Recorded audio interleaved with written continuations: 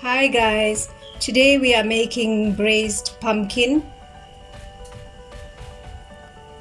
To your heated oil, add chopped up onions, chili, chopped up garlic, and a few curry leaves.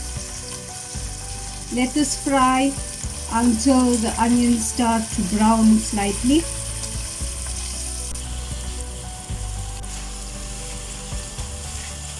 To this we're going to add in about half a teaspoon of Jeera seeds.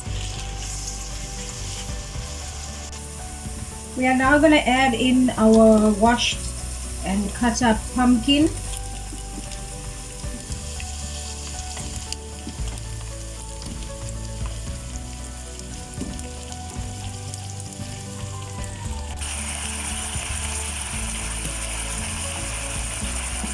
Next, add in your salt to taste. I am cooking half a pumpkin, so about a tablespoon of salt. Give this a good mix, and we are going to cover the pot and let it cook on medium heat until the pumpkin has softened. Stir every few minutes to ensure that it does not stick to the pot.